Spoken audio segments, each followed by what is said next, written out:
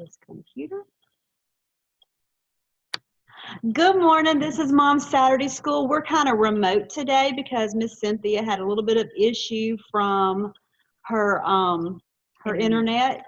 So we decided to meet up, especially since she had all these awesome resources that she wanted to bring to show too. So we're remote today. So please excuse any issues that we have. We'll work it out. But this is Cynthia Thornton.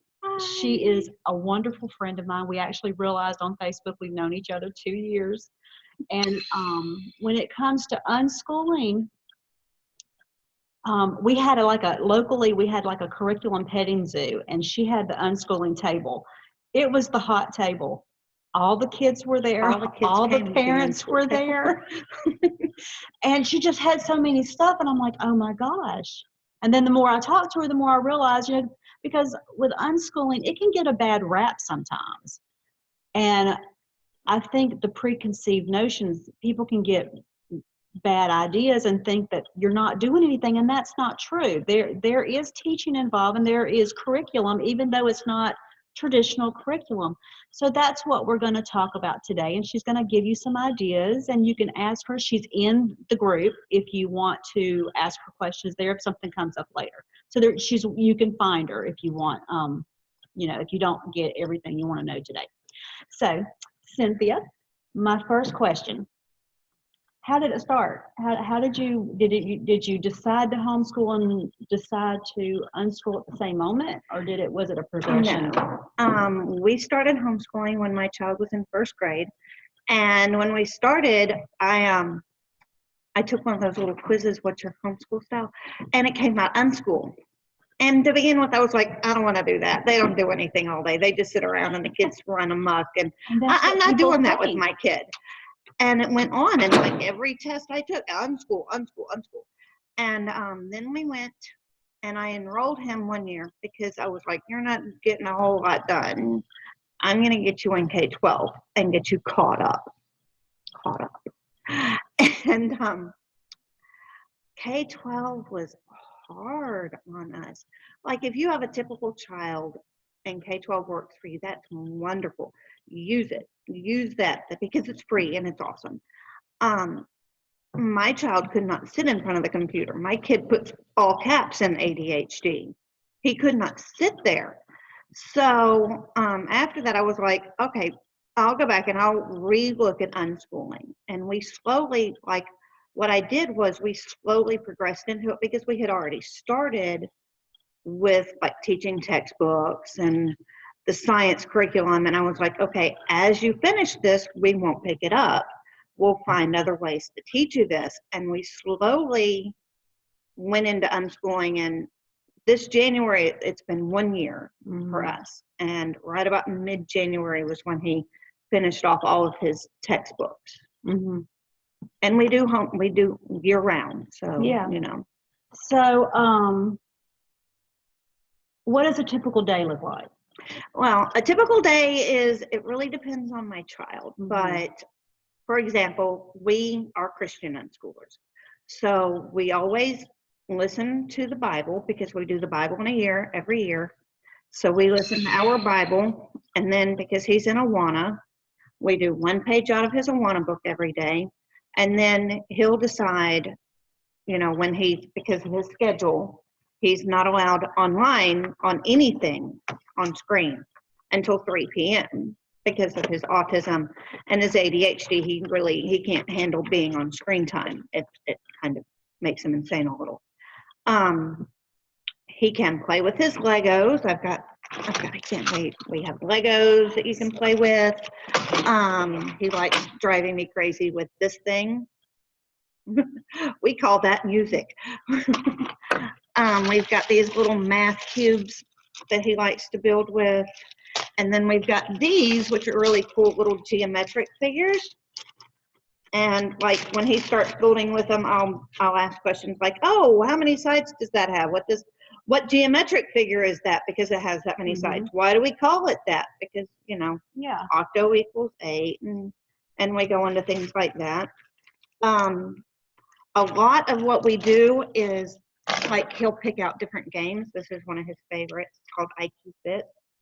and it gives you like little examples in there, and then you put like 2 pieces and you have to fit all the other pieces in, which is really great for logic and critical thinking.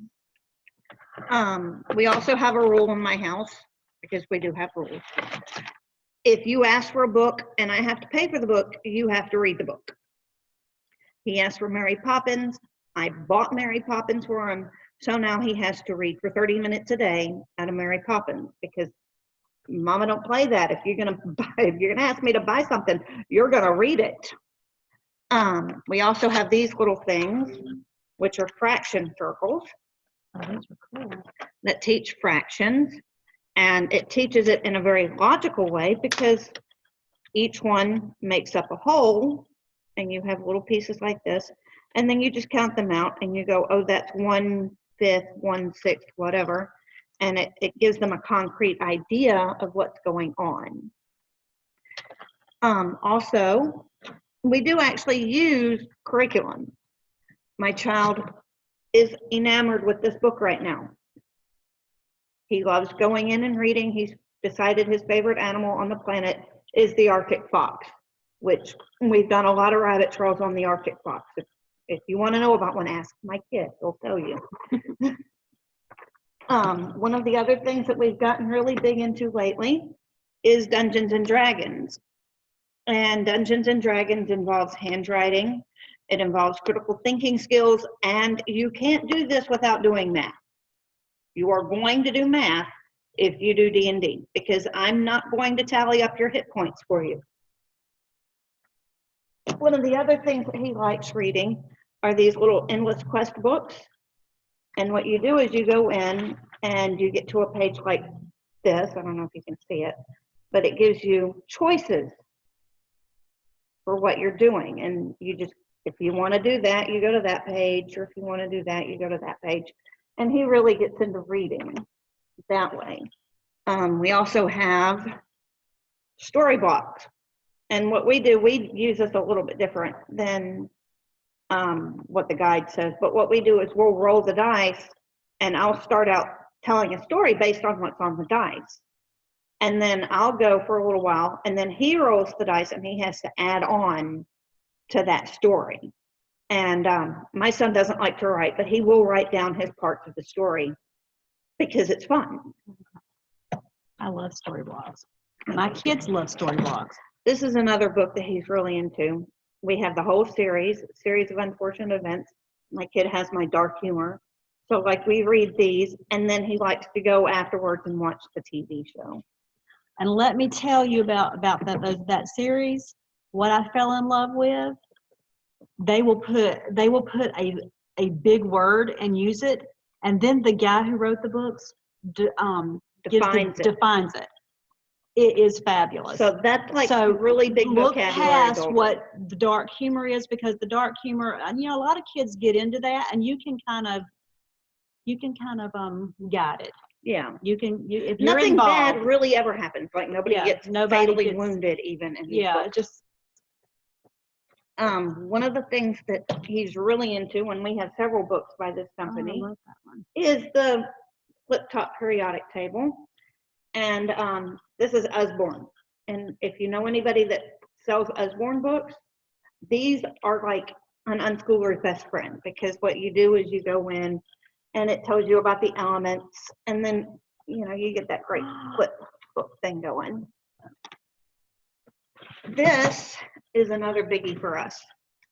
These are uncover books, and what you do is you open it and it uncovers part of it, and then you read about it, and then it uncovers more. Here, I'll hold it. Oh, thank you. And because we live in the middle of nowhere with you know, birds and chickens and stuff, my kid is a big naturalist. Like he loves going out and trying to find edible plants, and he will, believe it or not, at the age of 10, he started reading this. He will sit for hours and read this handbook. He loves it. And like, what 10-year-old does that, you know? But if you give them a chance to pick, then they're going to really get into what they're reading. Math, this is his favorite cookbook. A lot of math is covered in cooking. So if you can get them in the kitchen, it teaches fractions. It teaches how to follow directions. If you divide something in half, they have to divide it in half. Things like that. The main thing with Unschool is, like if you do regular school, you go and you pick out your curriculum and you've got your stack of books here and we're going to read through all these books. Your kid's not going to remember all of that because 3/4 of it's going to be boring. And they're going to be like, oh, I'm not going to read that. I don't want to read that. It's boring. I'm not going to remember what X is if I'm not into math. But if you let them lead the way, they will learn how to read. They will learn how to do math. And they will remember it because it's something that they're interested in. And you can find math in all kinds of places. I mean, like my kid, we go to the grocery store, and one of my kids' jobs is go to where the tomatoes are, pick out 3 tomatoes, and tell me how much it's going to cost. And he's got to figure out the cost before he comes back to me because I'm a single mom and we got to keep up with that cost. Show them the math games, math card games. This is another thing. My kid loves beating me at math card games, and yeah, he does. He learned his multiplication tables, most of them within a week, just so he could beat me at 10, 20, 30. Now that's, I was like, wow, you know what 10 times 5 is now? That's amazing. Let me see what else I got. We've got games. We do a lot of gaming. And we do have a game schooling workshop coming up too. Game schooling is a wonderful thing. This is one of the games that we play. You have to figure out what it is, and it's, it's like on the Ellen DeGeneres. One of the things that I encourage everybody to own is one of these. Give this to a small child and put them outside during the spring or the summer. They will find something, and they will come back and they will tell you all about what they found. And when they get older, they can draw pictures, they can look it up online, figure out, what kind of species it is.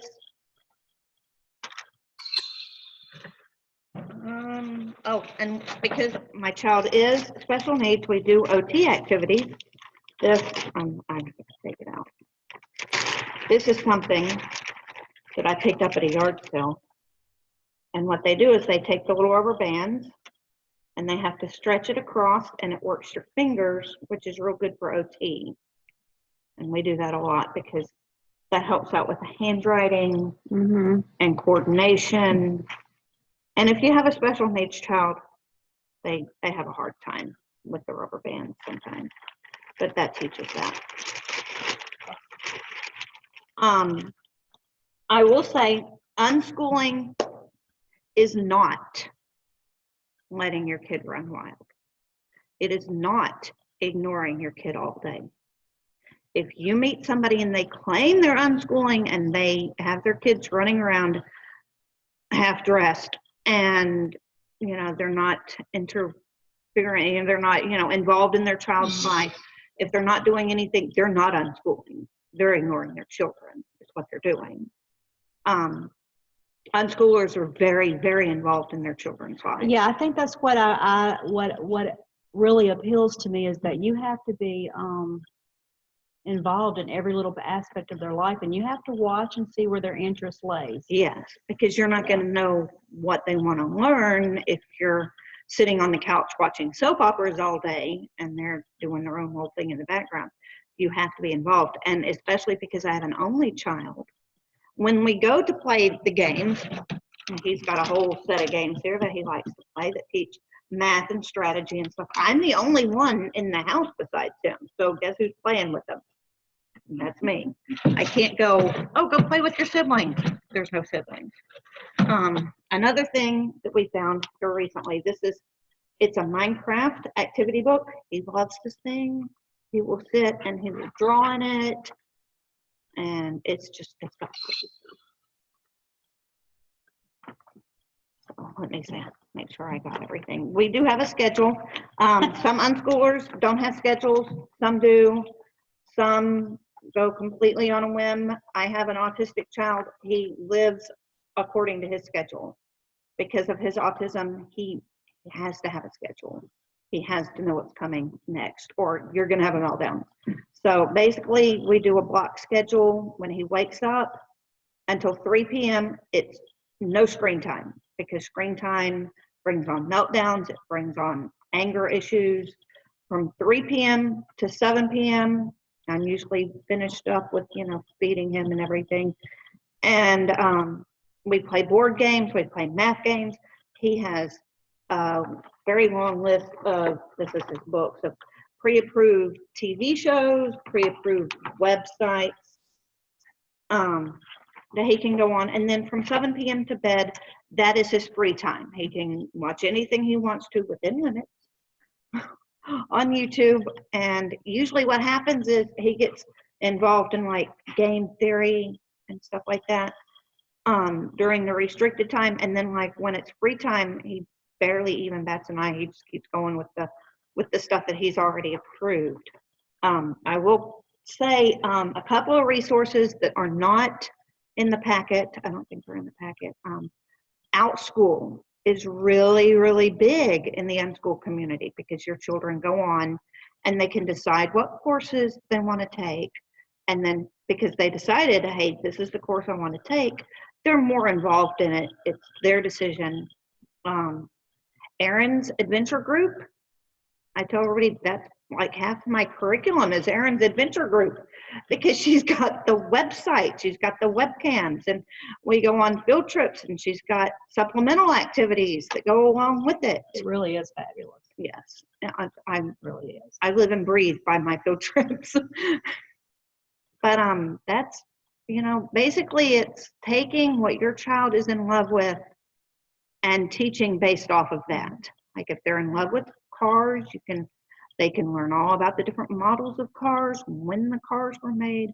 One thing that I do with my child that I don't know if any other unschoolers do is about once a week, once every other week, I will sit down with my little notebook and I'll go, teach me something. Mm-hmm. And then he has to teach me about something that he loves. And he's got to look it up online, and he's got to figure out what videos he's going to show me. And I sit and I take my little notes, and it's like, okay. And you ask questions like, why did they build that? How did they build that? When was this person born? And it really brings out the educational aspect of it. And because they're teaching you, it's like, oh, well, I'm the big bad, but they're really getting it in their head as to what they're learning, because they are presenting it, like they're a big kid. I love that. I may try that. I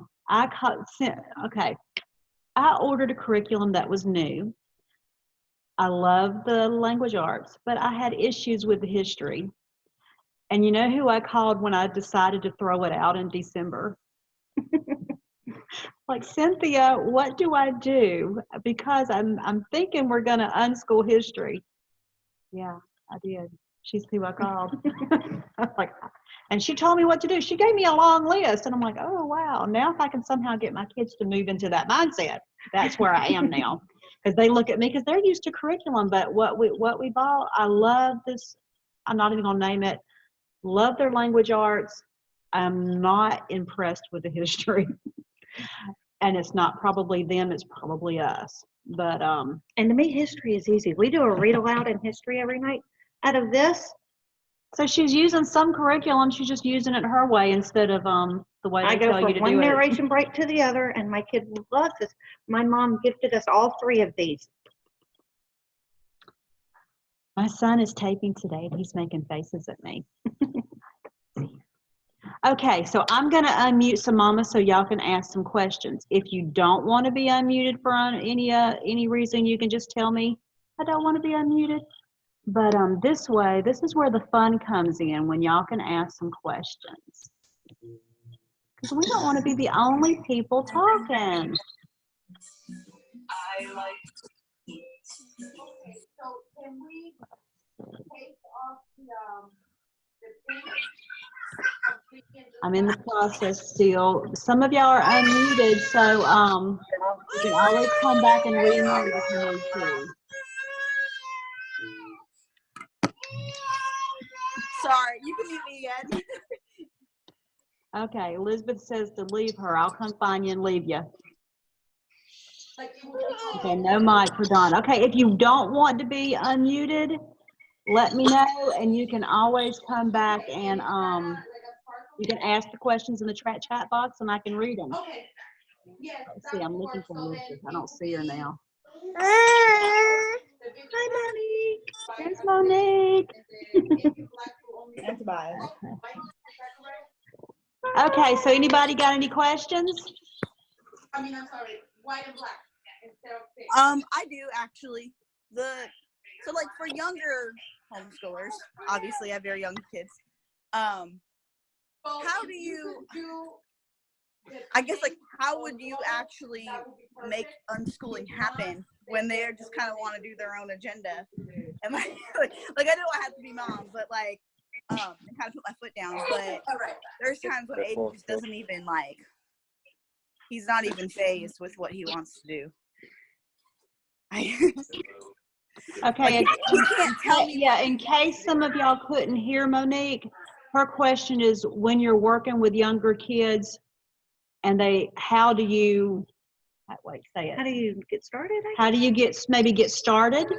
Yeah, because he can't really tell me what he's interested in, if that makes sense.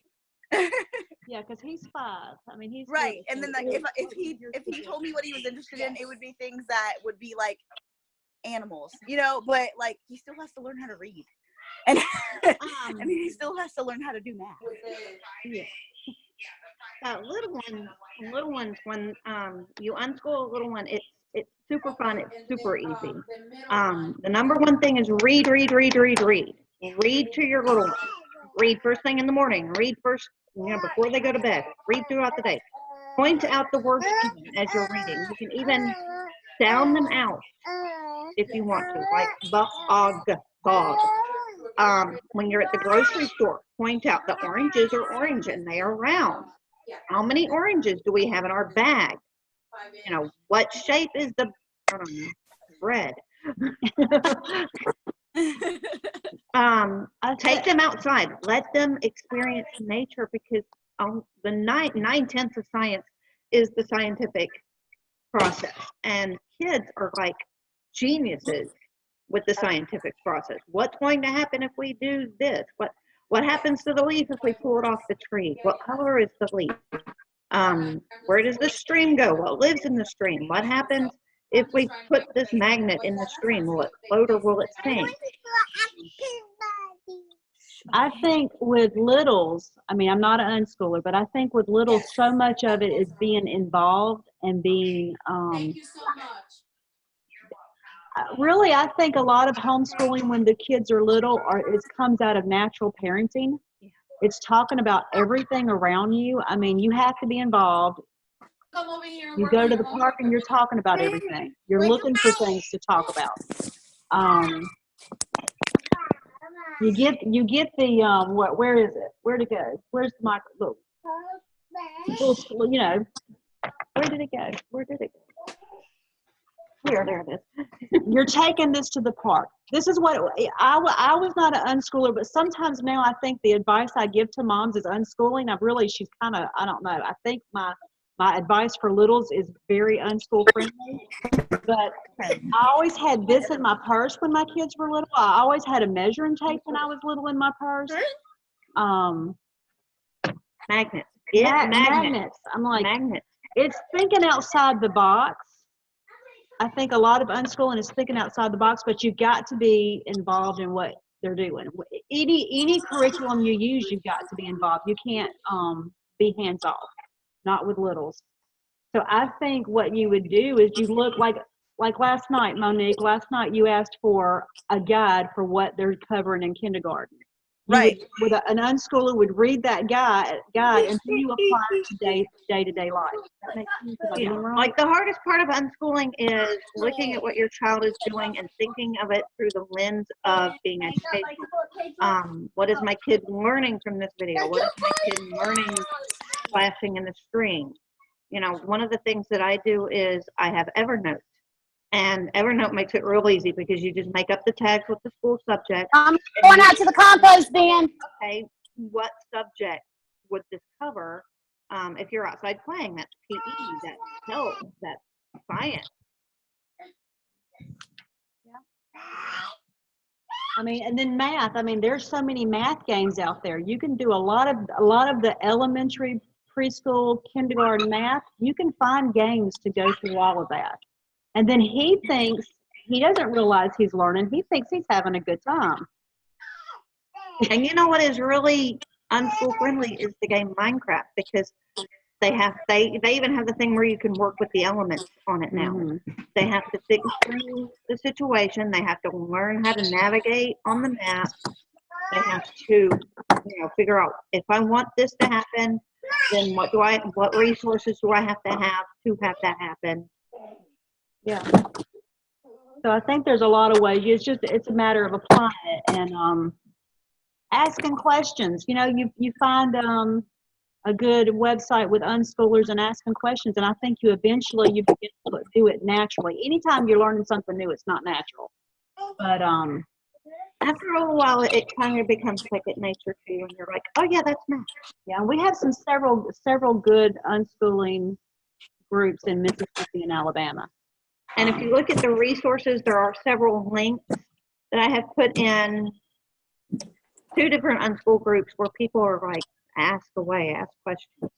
There is a form of unschooling called radical unschooling.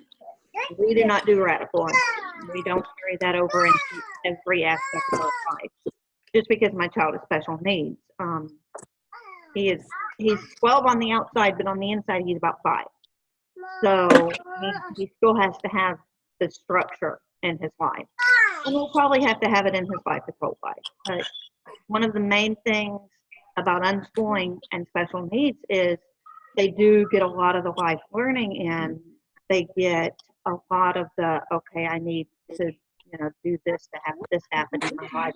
And one of the most important things that my child learned this last year was, if things don't go the way that you have them planned, you have to be flexible. And that's how life is. I'm like, when my kids were little, and I had several pregnancies. Some of them didn't last, and we had to be very flexible. Even though we weren't unschooling, I probably should have. Probably would have lessened my stress if I had. But that's one thing I wanted to ask. When you, Monique, I gave her some notes the other night. Do you ever look at a list somewhere and say, this is what I want to cover for the year? Do you ever do that? Or how do you come up with? I couldn't even. Oh, I can't help it. It is, and I probably would if I had a typical child, but my child wouldn't be on 5th grade level even if it was in public school. So do you ever look at something and say, okay, this is what I want to cover for the year? No. You never have it? You just kind of follow his I follow behind him. Basically, he is telling me through the things that he looks at, through the websites that he goes to, this is what he's interested in. And then we rabbit trailed. Like, we were watching a video of a shark one time because he wanted to learn about this particular shark. And the shark had this fish up to its belly. And he was like, what is that? Why is the fish stuck to the shark's belly? And we completely went off and learned about the fish.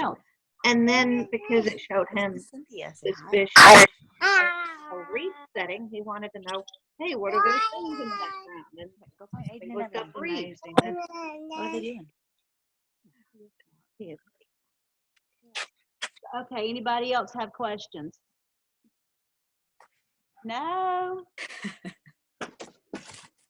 Okay, Dawn says, I'm in a state that requires a portfolio review. I'm wondering, how do I best create a portfolio to show progress at a level of his or her ability? The teacher completes this is very pro unschooling.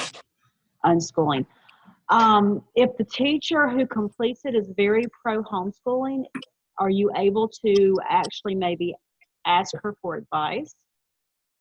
Are you not able to? Well, I do a portfolio of sorts. What I would do is take pictures of your child at the park. Take pictures of your child playing with Legos, and then write up what he did, what subjects it covers, that sort of thing. If you have like a list of things that have to be covered, look at what your child's doing and compare it to that list, and how can I make this match up with this? Take pictures of it. If he writes anything, keep a copy of that in the portfolio. Yeah, that makes sense.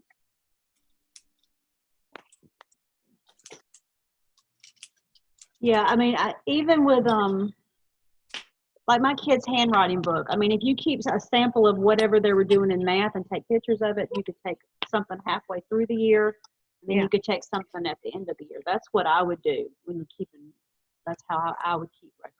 I have Evernote, and what I do is I have a notebook for each month, and then every day I go in and I write down, this is what we did, this is the subjects, I tag the subjects on it, I tag the dates, because I have had problems with people going, you're not doing anything, I'm going to turn you in, and I just keep all of that handy in Evernote, and you can print that off. And you can, this is the pictures of him, at the USS Alabama, and this is what he learned at the USS Alabama. And I just, if need be, I can show them, this is it. This is what he's been doing. And you could also print that off and put it in a portfolio. Elizabeth says, did you always unschool, or did you just find that curriculum? Just not find a curriculum that suited you and moved in that direction? I loved all the curriculum that we ever bought. We did not start out unschooling. My child does not do well using curriculum the way curriculum is written, because he got my bullheadedness. If you pull out a math worksheet, you're going to have a meltdown on your hands. But if I pull out, if I'm like, hey, let's play 10, 20, 30. He's like, I'm on it. I am going to beat you. Be prepared. I am a math whiz. I tell everybody, if you want to meet a really good unschooler, talk to somebody that didn't work out well with K-12. Because it was like, I never want to see curriculum again in my life. So, anybody else? Come on, y'all got some questions? I know y'all do. You can text them in the text file, or you can talk. Either one's fine.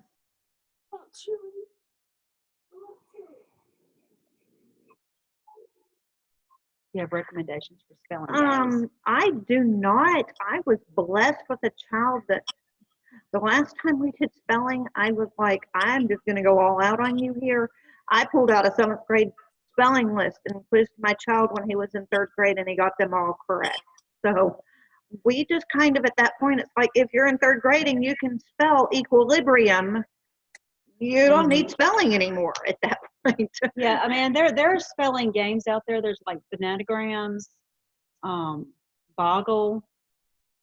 My kids like Spelling City, which has a lot of online games, and you can have a free level and a paid level. Yeah, my son is like making thumbs up at me. They all liked that one. They did not like spelling curriculum at all. None of them. And I didn't like doing it because it wasn't fun. So we found some fun. Monique says, do you spend a lot of money for your resources? I do not spend a whole lot of money. One of my favorite things is Costco. Costco has books. This came from Costco. And 2 of the books that my son is enamored with are books like this. This is our soap recipe here. And they came from Costco. A lot of things like this came from Target on the dollar aisle. We love Target. And Monique, I think the most expensive thing I have here is the D&D stuff. Monique, a good resource for you since you're in Mobile is the lending library. I know I've talked about it before. It's about $25 a year, and it's about 2nd grade and down. That is a really good resource for you. I'm sure there might be other sources in other places. I just don't know where they are. Also, the Mobile area libraries are now, they're letting you check out toys. That's new. So, I mean, I wish they had that when mine was. Yeah. Well, you know, when I was a babysitter, they had story kits, and I wish they still had them. They were awesome, but they don't have them now. But you can check out some toys at the library now. So those are good resources. And, you know, they're really good about bringing stuff in But like when you request it. This was free. All I paid for this was the printing and the notebook, because this was in a set of free stuff at the beginning of the school year.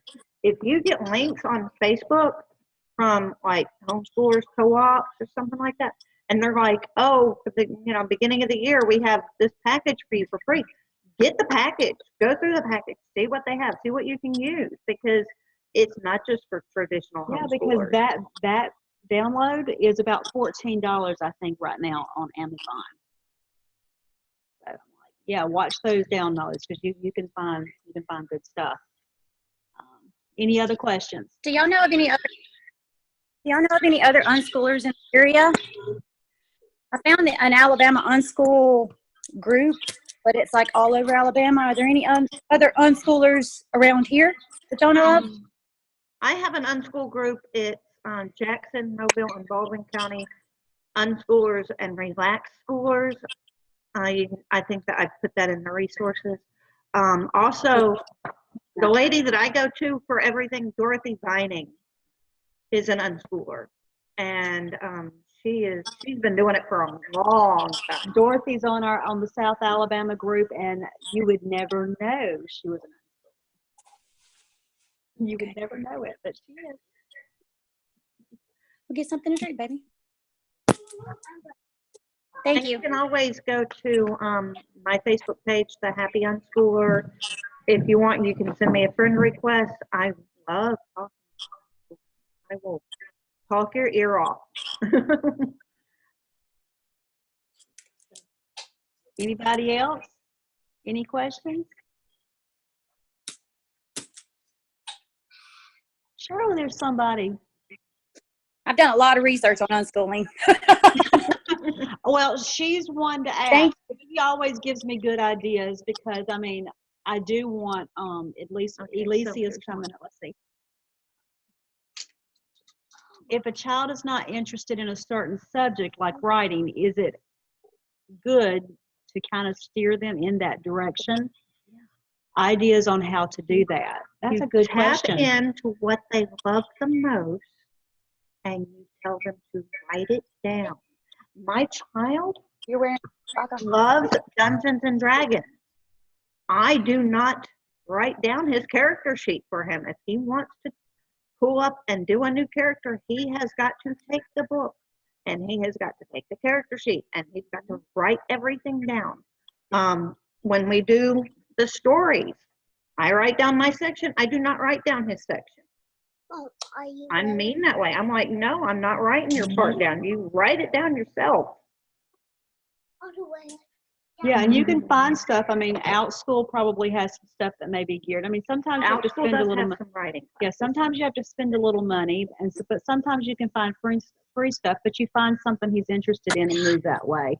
I think what I like about unschooling is you have to be involved. Sometimes with traditional, because I mean, my high schoolers have a lot of traditional, and they've gotten to where I'm not the teacher anymore, and so if somebody asks me a question, I wouldn't know, because my teenagers, they're online, they've got teachers there, but what I like is you have to be involved. You have to know what's going on. And you have to be sneaky sometimes. Yeah, like my kid sneaky. hates writing, he hates math. You gotta play sneaky mommy every once in a while, and while you're at the grocery store, go pick up a pound of bananas, and I'm not gonna help you. Yeah. Figure out how to use that skill, kid. Yeah, I have one that's awesome with mental math, and that's the kind of stuff I would do. She would work her stuff out in her head. Even up until 5th grade, she was working everything out in her head. Now she can't do it quite so much, but she did. Let's see. Any other questions? Y'all got some great questions.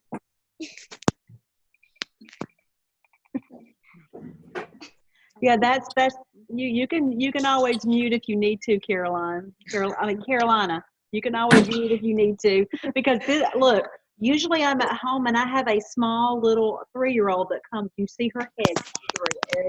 Yeah. So I mean, it don't bother us. Sorry. You're fine. So anybody got any more questions? Anybody?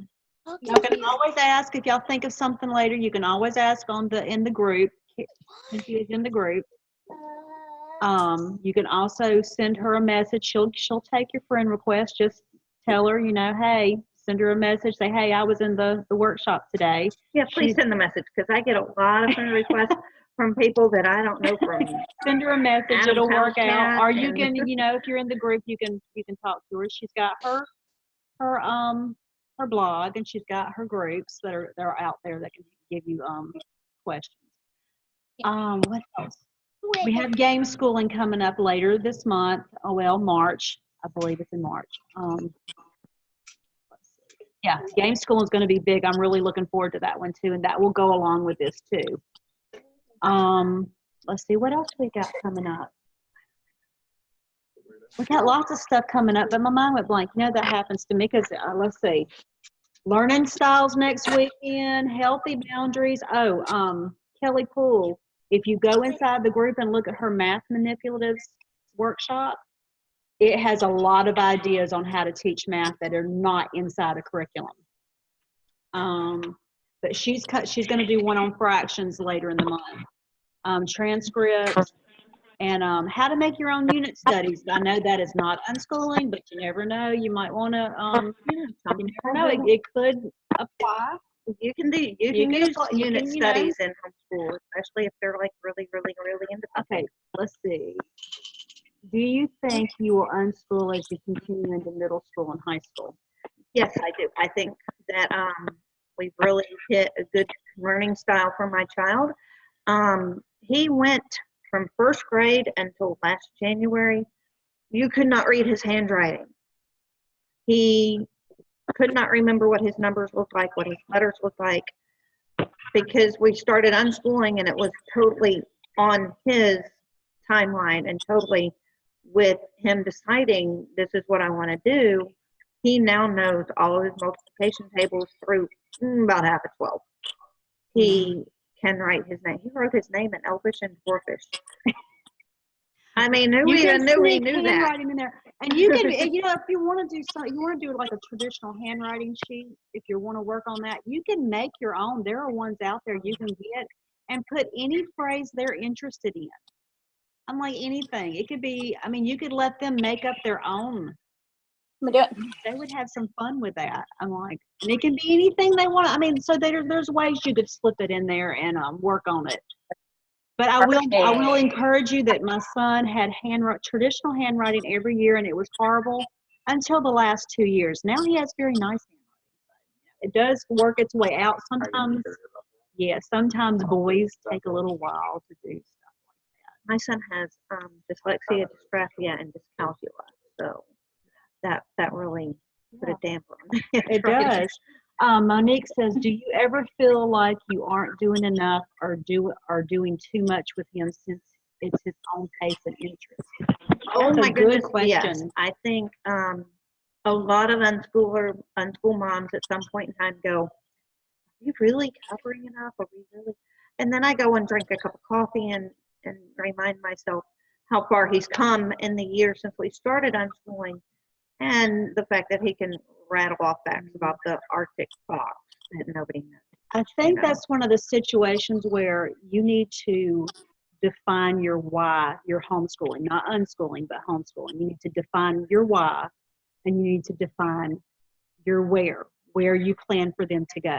Because because that's really a homeschooling question, not just unschooling. It can apply to anything, and I think a lot of mothers question themselves as the years go by. So what you got to do is remember why you're doing it and your where. Because when I look at my son, he's over here, he graduates this year. I can sit here and say with 100% certainty that we have had a success. He is where I want him to be. Now, is he doing the job I want him to do? I don't know. Is he going to go to the college I want him to? I don't know. But he has hit the where I wanted him to go. He is happy. He's healthy. He's well adjusted. He's an awesome kid. He has hit where I ultimately want him to go. I can look at him as a man, and I know that I have no worries. So when you look at homeschooling, you need to always put them on the wall, your why and your where, because that's going to be your ultimate goal. Now, when it comes to the nitty gritty of every year, I mean, you can go look and see, like the PBS link I gave you the other night. It can show you what they would traditionally cover every year. And you can see, hey, we're hitting this and we're doing great. Or, hey, he's hitting first grade or second grade. You know, you can look, there's ways to look and see that you're hitting things and that you're covering situations.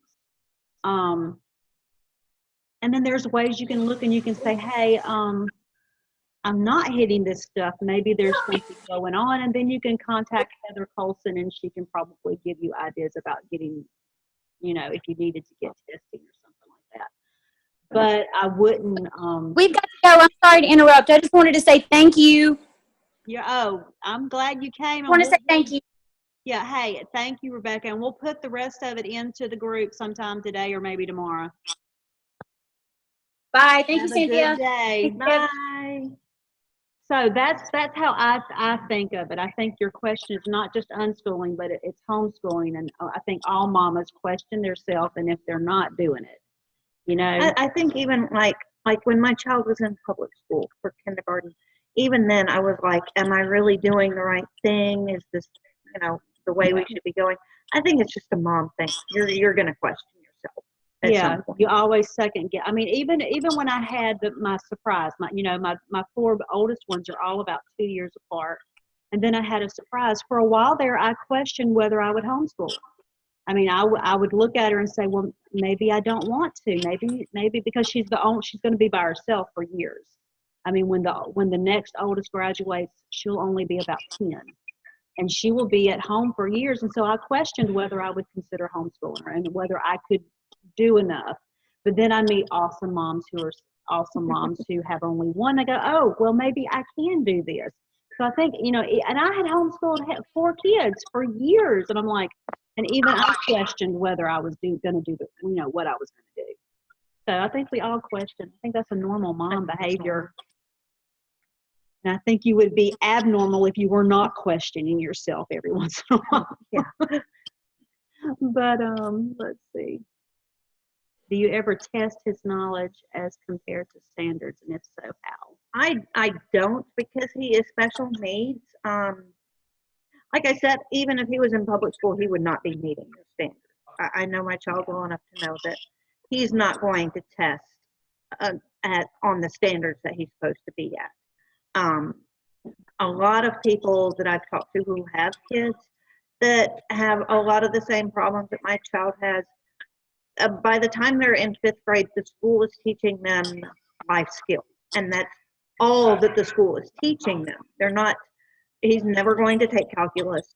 He's never going to take upper level science just because he's special needs. He's never going to be able to do that. I think he's brilliant. His IQ tested out at 52. I'm like, hey, if you can figure out how to tie your shoes, yay, you figured out how to tie your shoes. A lot of special needs moms, we take the little bitty things and we're like, yay, my kid's brushed his teeth by himself. He did the other day. He actually.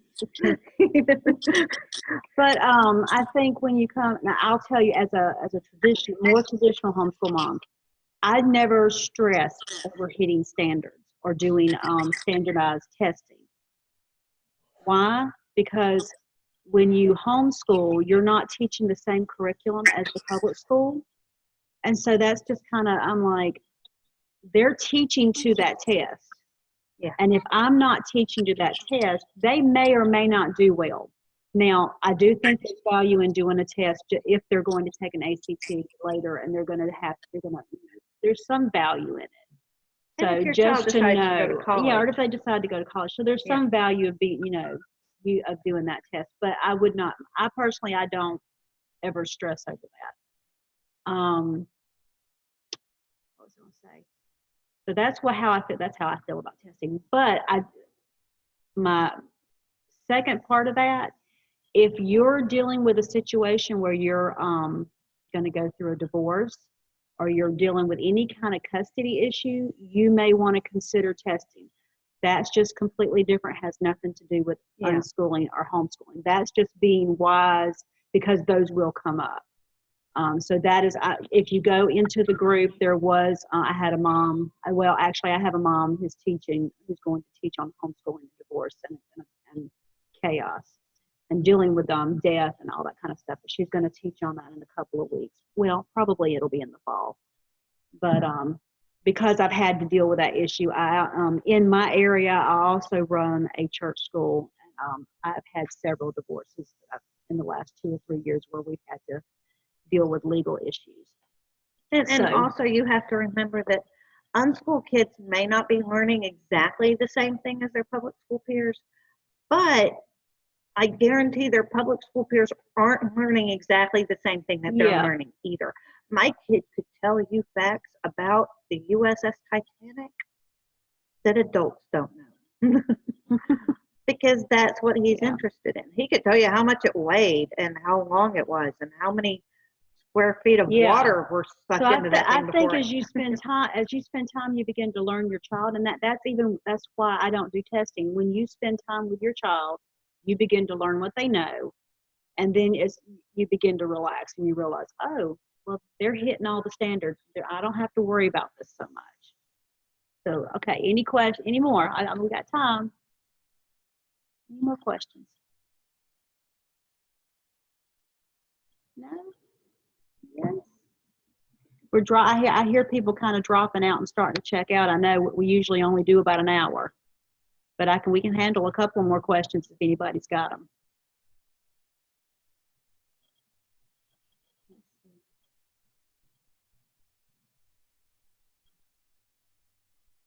It is hard to let go of the traditional mindset. That's one of the hardest. That's one, and that's one of the things. And I told somebody the other day, even me. I mean, I've homeschooled since the beginning. I had to de-school. I had to move out of a traditional mindset because I attended school. I went to college. I had that mindset, and there would be times where I would think we had to do things like a school. And you have to move out of it. It takes time to do that. And you give yourself grace, because it won't happen overnight. If you're switching from homeschool over to unschool, I suggest you do the deschooling thing all over again. However That's many a good years idea. Homeschool, you take that in months off and you don't do anything.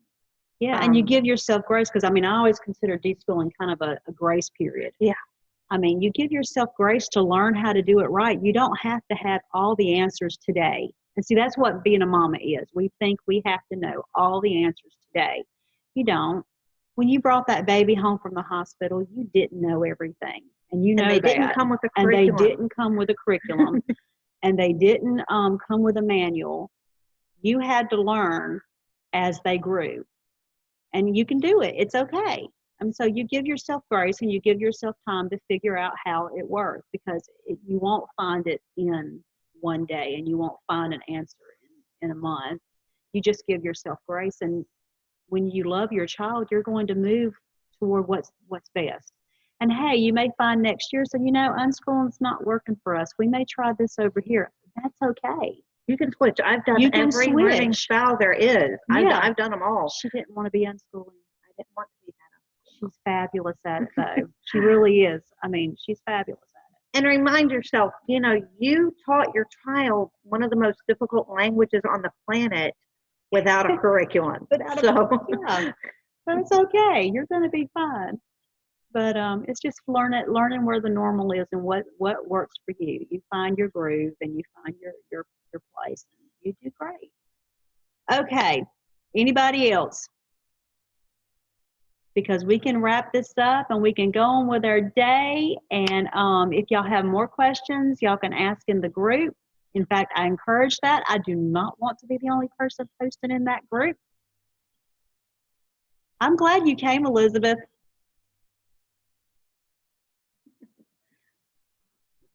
But I appreciate y'all coming this morning. We had a good turnout. I like that. Next week, we're going to do learning styles.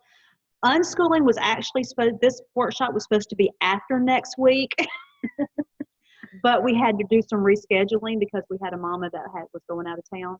So we moved a couple of workshops around. Next week, we're doing an overview of we're going to do learning styles and we're going to do teaching styles. So we'll have an overview of how your kid learns, how different all kids learn, and then we'll have an overview of the teaching styles. And then we have a couple other workshops like this that will go along with that, like with Charlotte Mason, and we just have several. I don't know what all we'll have. We'll probably go through the whole year. It'll take a year to go through all of them. But have a wonderful day. We are very appreciative you came, and we will see you next week. Let's see. Now I've got to figure out how to stop it.